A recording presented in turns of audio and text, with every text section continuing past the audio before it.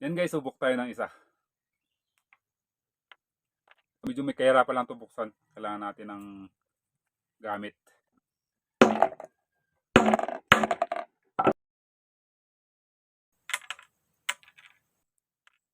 Ito yung kanyang laman.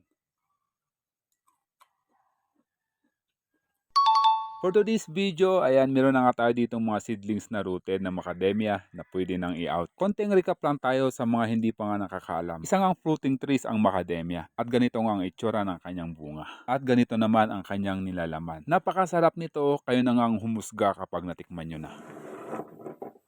Last year, ito yung ating mga bunga ng macadamia. Ito yung mga bunga na hinog na. Paano mo nga malalaman kung pwede nang i-harvest ang isang bunga ng macadamia? Basta ganitong bitak na siya, pwedeng-pwede na to. Sakto na nga yung lasa niya at tamis pag ganitong bitak na ang isang bunga. Siyempre, for propagation tayo nung araw na yan. May isang sample tayo dito na bunga for propagation. Mula nung napitas to sa kanyang puno, ayan, binilad natin sa araw ng 3 days to 1 week. Hanggang sa mag-color brown ang kanyang bulat mula sa pagkaberde. Yun nga yung time na pwedeng-pwede nang maitanim ang ating mga seeds.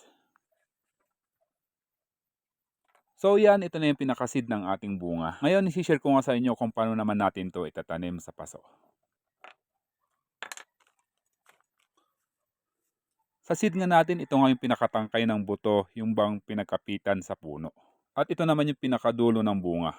So ngayon focus tayo sa bandang to. Dahil dito nga lalabas ang kanyang ugat at ang kanyang pinakaunang dahon. So base nga sa aking experience ay mas magandang maitanim to ng patagilid. Mas mahirapan kasi ang buto kapag naitanim ito ng nakapailalim o kaya naman nakaibabaw. Sa experience ko lang yon mga idol. Ayan, mas maganda pa rin yung nakatagilid ang ating buto. So ayan, ganito lang diskarte ko. Sa gamit ko namang medium, kahit anong medium gamitin nyo mga idol, pwedeng river sand, compost man yan o mga ipa. Sigurado buhay ang ating buto. So lahat ng mga buto na nakikita nyo dyan, ganito ang gagawin natin.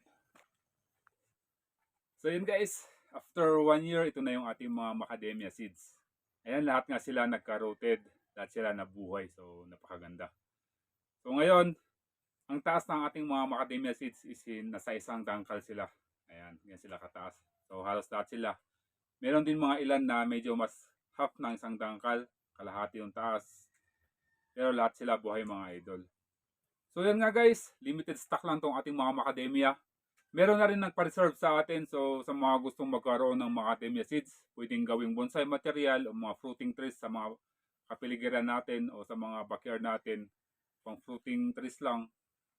Pwede naman itong bonsaiin sa mga gusto. Yan, mensahe lang sa atin guys. Yan, sa mga gusto mong mag-avail, mensahe lang para hindi tayo maubusan. Limited stock lang itong ating mga macadamia mga idol. So, lalapit ko sa inyo yung isa para sa kanyang mga detalye. Ayan. Ito nga yung isang sample natin ng macadamia seed. 1 year before nga nung naitanim natin to sa kanyang medium, ganito na siya kalaki. Sa tape ng ating seedling, para to sa kanyang secure. Kasi na-order na to mga idol para safe siya sa biyahe niya. So yan, fully established na to. Makikita nyo nga sa kanyang dahon, napaka-healthy. Sobrang berde pa. So yan idol, nationwide tayo. Pwede tayong mag-ship Luzon, Visayas, Mindanao via Victory Liner Cargo or GRS, door to door. Ayan, so ayos.